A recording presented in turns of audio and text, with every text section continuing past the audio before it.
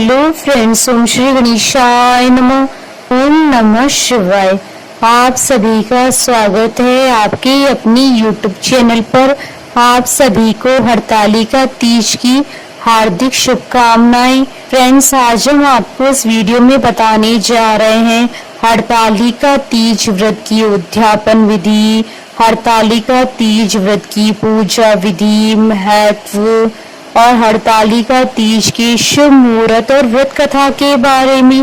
Friends, video शुरू करने से पहले आपसे रिक्वेस्ट है, अगर आप हमारे चैनल पर नए हैं और आपने अभी तक चैनल को सब्सक्राइब नहीं किया है तो प्लीज सब्सक्राइब कीजिएगा चैनल को, साथ ही प्रेस कीजिएगा बेल आइकन को, जिससे नई वीडियो से रिलेटेड नोटिफिकेशन आपको तुरंत प्राप्त हो सके। और वीडियो पसंद आने पर वीडियो को लाइक और शेयर जरूर कीजिएगा ताकि सभी भक्तों को इस वीडियो का लाभ प्राप्त हो सके। और कमेंट बॉक्स में ओम नमः शिवाय जरूर लिखिएगा।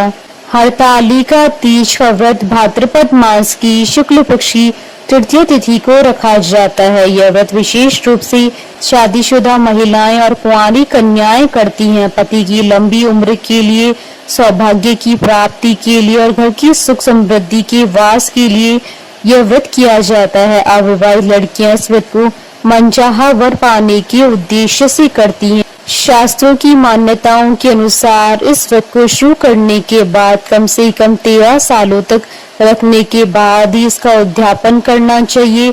यदि आप इस व्रत को छोड़ना चाहती हैं तो इसे किसी और को सौंप सकती हैं या विधिवत पूजा कर इसका उद्यापन कर सकते हैं। इस व्रत का उद्यापन हरतालिका तीज के दिन ही करना होता है।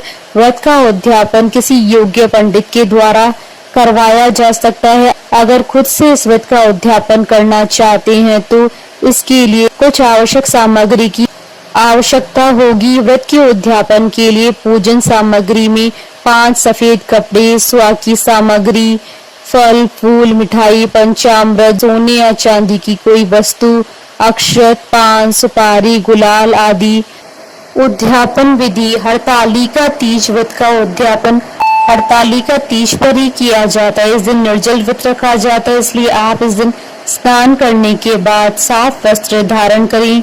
इसके बाद सबसे पहले भगवान गणेश जी की विधिवत पूजा करें। इसके बाद भगवान शिव को 5 सफेद वस्त्र और माता पार्वती को 5 लाल वस्त्र अर्पित करें। वस्त्र अर्पित करने के बाद शिव परिवार को 5 बर्तन और 5 प्रकार के फल अर्पित करें। इसके बाद माता पार्वती को श्रृंगार की वस्तुएं अर्पित करें और पति और पत्नी गठबंधन करके दोनों शिव परिवार का पूजन करें।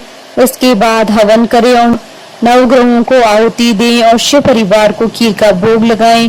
भोग लगाने के बाद पहले भगवान गणेश जी की आरती करें, फिर भगवान शिव और माता पार्वती की आरती करें। इसके बाद ब्राह्मणों को भोजन कराएं और मंदिर में दान अवश्य करें। अंत में शिव जी को चढ़ाए गए 5 वस्त्र पंडित को, माता पार्वती को चढ़ाए गए 5 वस्त्र पंडितान को दक्षिणा सहित दान में दें। इसके अगले दिन व्रत का पारण करें। फ्रेंड्स, अब आइए जानते हैं हरतालिका तीज की संपूर्ण पूजा विधि के बारे में।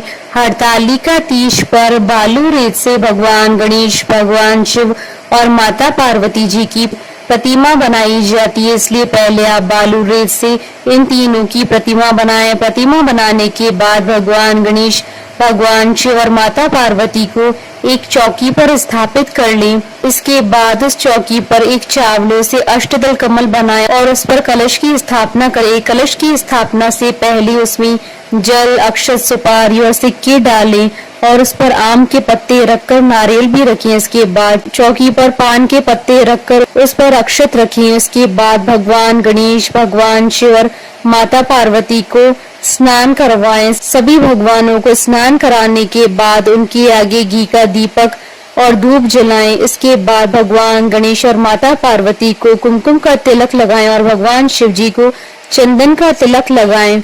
तिलक करने के बाद सभी भगवानों को फूल व माला चढ़ाएं। इसके बाद भगवान शिव को सफेद फूल अर्पित करें।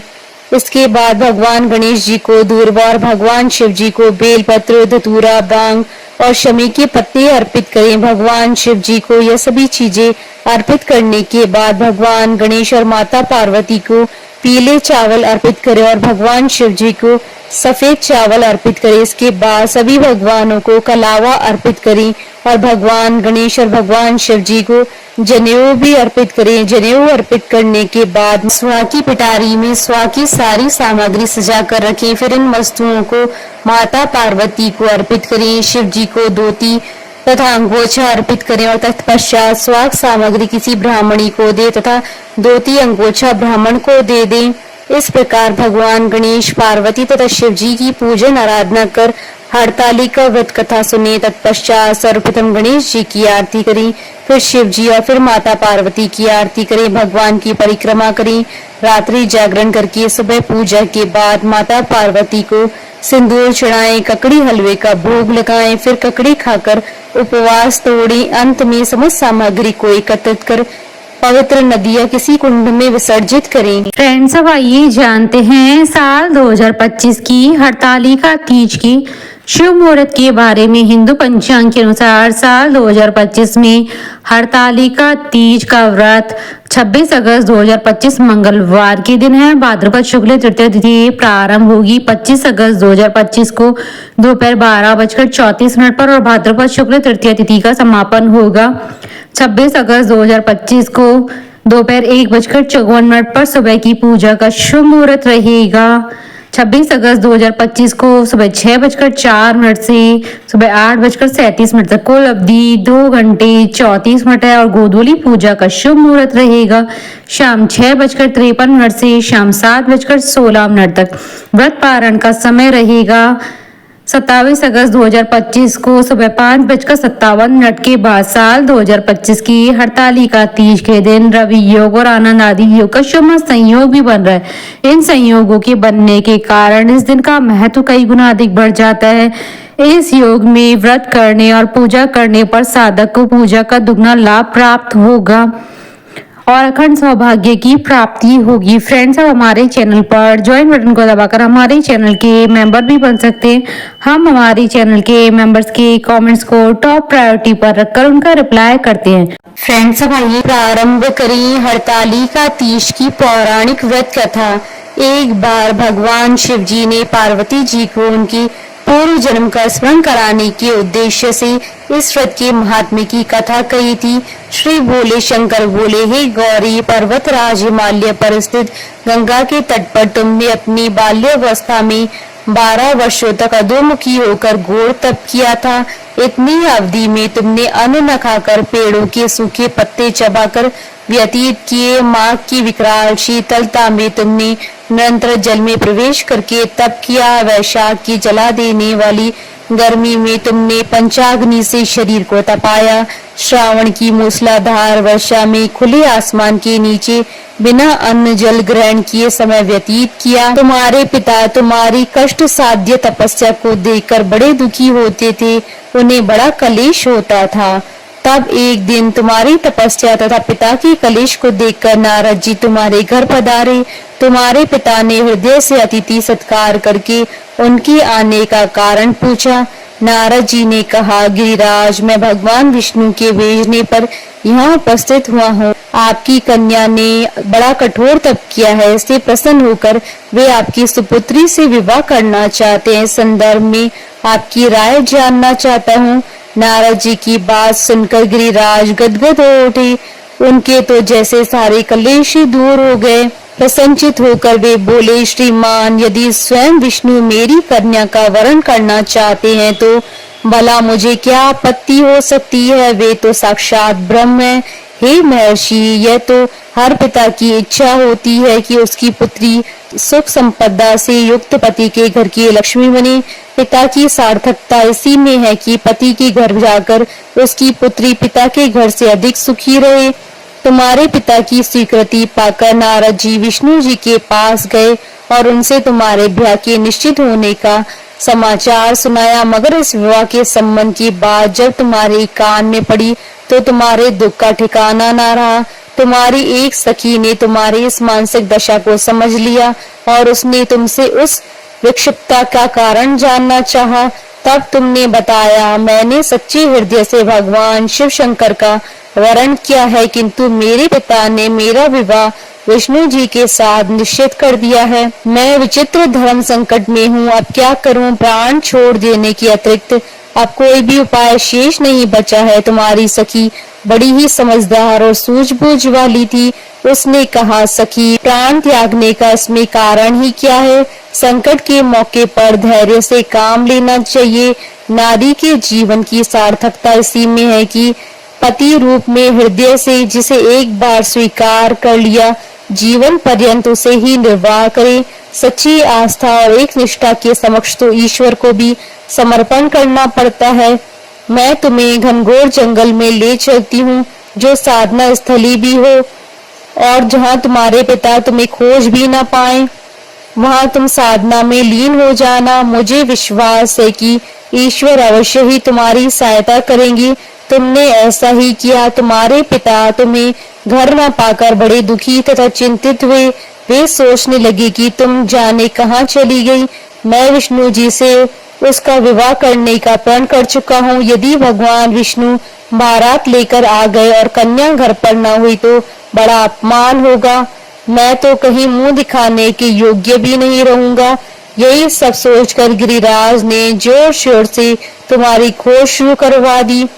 इधर तुम्हारी खोज होती रही और उधर तुम अपनी सखी के साथ नदी के तट पर एक गुफा में मेरी आराधना में लीन थी। भाद्रपद शुक्ल तृतीया को हस्त नक्षत्र था।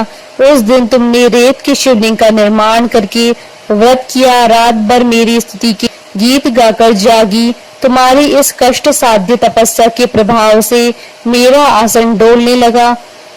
मेरी समाधि टूट गई। मैं तुरंत तुम्हारे समक्ष पहुंचा और तुम्हारी तपस्या से प्रसन्न होकर तुमसे वर मांगने के लिए कहा।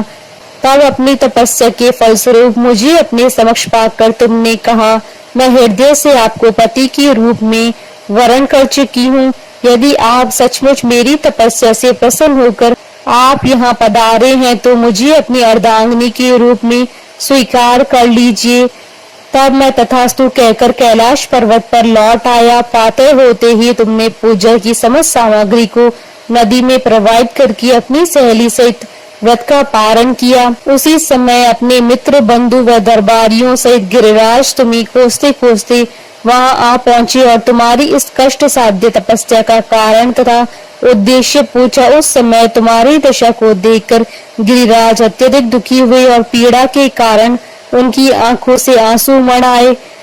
तुमने उनके आंसू पोंछते हुए विनम्र स्वर में कहा, पिताजी, मैंने अपने जीवन का अधिकांश समय कठोर तपस्या में बिताया है। मेरी इस तपस्या का उद्देश्य केवल यही था कि महादेव को पति के रूप में पाना चाहती थी। आज मैं अपनी तपस्या की कसौटी पर खरी उतर चुकी हूँ।